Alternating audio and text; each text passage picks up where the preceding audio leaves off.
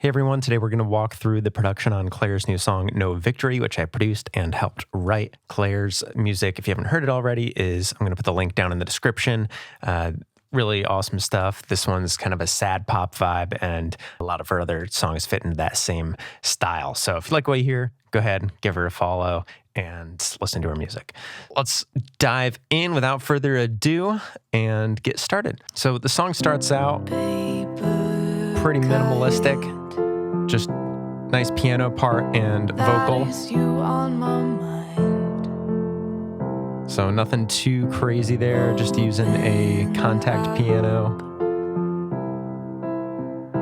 Filtering that out a little bit.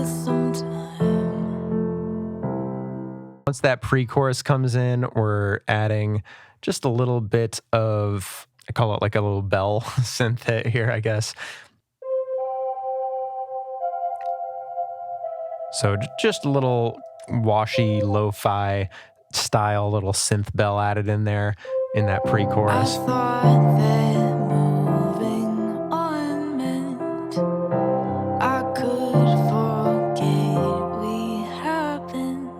You can see we're doing some automation there with some reverb throws and potentially some delay throws in there. Yep, reverb and delay throws here too. So on these different words, we're throwing those. So let's just listen to that. I could forget we happened. So just being pretty granular there on which individual words or syllables that wanted to have that space added to. Next up, we've got that chorus. So once the chorus drops in, let's take a listen here. It's going to stay pretty minimalistic. It's really the vocal kind of rising that's driving the energy here. I don't wanna see your name on any page in my book. So drums, pretty simple here.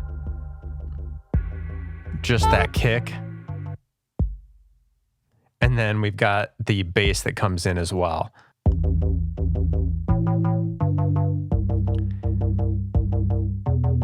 The other kind of cool thing I'm doing on the bass is, we've got just the main low bass line, but to help keep that bass audible and snappy where I want it to be, we are doing a couple things. So we've got this higher bass line just layered on there. And then we've got this little snare part that matches the hits to kind of add some more snappiness, almost like a little pluck sound. Just to make it feel like it's got a little more impact on each of those hits. Other than that, we've got the piano still. We've got a little bit of that washy synth coming back in here, or a similar one. So let's hear some of those kind of washy synths or pads.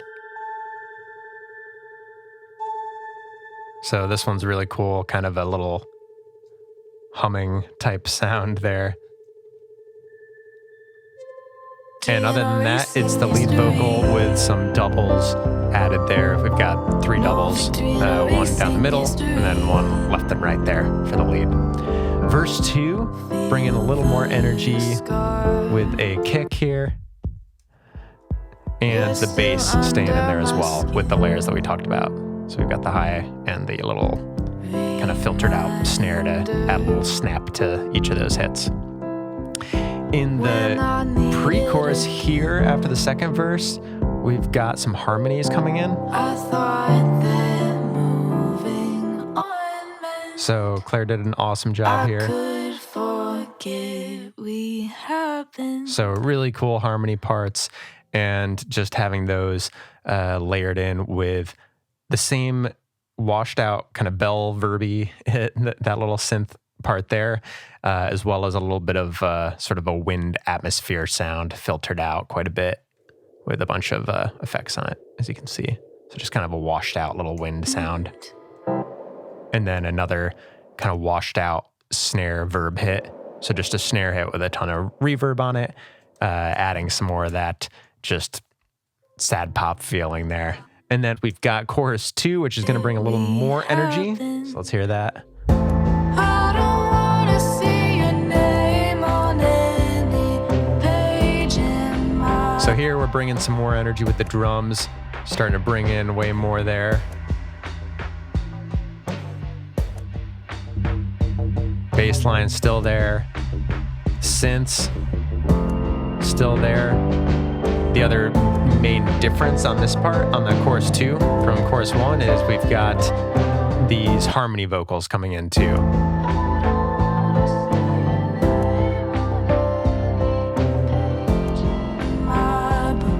So those are all spread out pretty wide here, so it's going to add some more stereo width to that chorus too, and just help build it out, make it feel even bigger. So the other part here, got some other kind of just weird sounds in the background here to make it feel a little more atmospheric-y, and I think build into that overall tension, sad feeling that we've got going on. So this is really some sound design work. So I think this was from a snare reverb that I bounced down, and then it sounds like I put also a delay on it. I think I already deleted the track, but that I used to build it.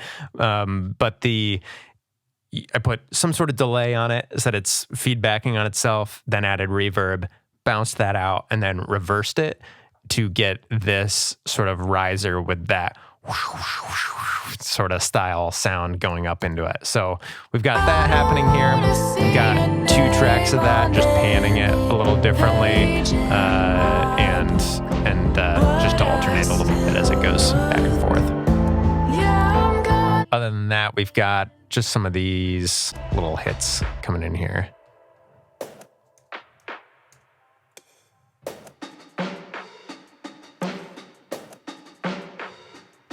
This is, oh, that's right. This is actually, I forgot about this. I chopped up one of the little hits from, this is just from, I think, Logic's library of sounds, and I chopped up a little golf swing hit and made that into sort of another just impact sound on each of those main hits. So that's tucked away in there. And then going into the next part here, we've got this drop chorus for the final chorus. So the first section, everything kind of drops out. We make it even more atmospheric-y and then bring everything back in. So here. So again, sort of atmospheric-y wind. Got a sub hit, at least there, to help with that dropping in. We've got a big vocal delay coming in here. So this one's got a bunch of automation on it to get that sound design. So you can see I've got, this is sort of my own little crystal-y effect that I like using. It's got some, bit crusher kind of stuff on it, and just makes it sparkly. And then we're doing a bunch of other automation on that delay as it's building up and then chopping out when we hit the part where it drops out going into the final section. So that's doing a lot of the work there. Other than that, we've got these little reverse vocoder verbs. So those, along with the vocal, again, just adding that kind of washy, atmospheric-y sound. That was from putting reverb on the vocoder track, bouncing that out, and then reversing it. So using that to kind of flow into each phrase a little more smoothly, while also introducing that vocoder sound, which is going to come in here at the end of this little section. So once that atmospheric effect kind of stops, we've got a lot coming in there. So here, this section, we've got harmonies and vocoder doing a lot of the work. So let's just kind of hear that. First I tried to block you out, but you can hear some of the delays from that flowing over, connecting it into the final chorus. So here's the vocoder. Again, with all those background vocals.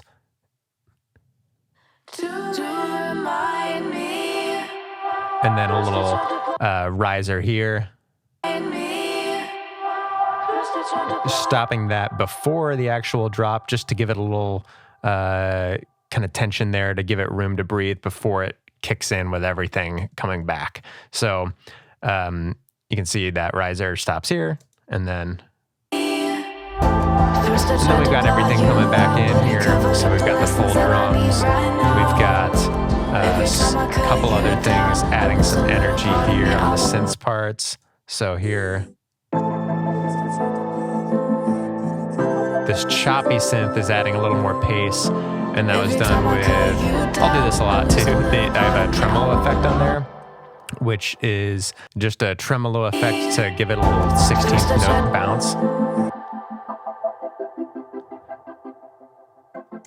So just something there to kind of shape that sound, make it a little more, instead of, you know, if it's off, it's just going to be,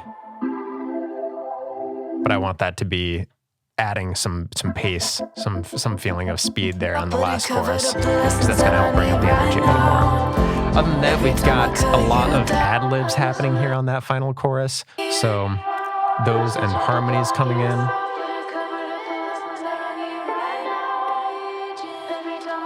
You down, I lose a little part of me I want around. No victory in a racing history. We've got these kind of lower harmonies coming in on the last phrase, which I really like again. I lose a little part of me I want around. Got those layered in, and the other one I really like is this kind of off timing one. The one that just starts a little late there on the "to remind me" and then catches up, like how that happens with the rest of the vocals. So Claire did an awesome job with all those harmonies and all those ad-libs. The other thing to point out is the drum layering here. So we've got these sort of live sounding drums layered in. So if I mute those, these are kind of the more crisp drums that we have. And then this one is just a drum set with, again, going for more of that live sound, crushing that with Decapitator, and then putting some reverb on it, giving it a little more washed out feeling, and then giving a little more washed out feeling with some EQ there. So we've got that layered with the more crisp sounds here.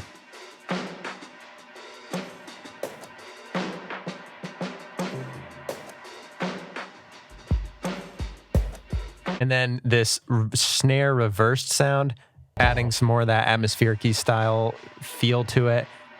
This one, which we used earlier, again, was just that snare hit with delay, reverb, bounce down, and then reversed to give it that sort of feel going in the background. So a lot of that, some more kind of washed out verb hits here, using those as risers when I reversed them, and then some more of these wind and crashes just to layer that all up and give that whole feeling. First I tried to block you out, but it covered up the lessons that I need right now. So that's what we got. Hopefully you enjoyed walking through it with me. And if you liked what you heard, make sure you go listen to Claire's music. Again, I'll put the link down in the description, and hope to see you next time.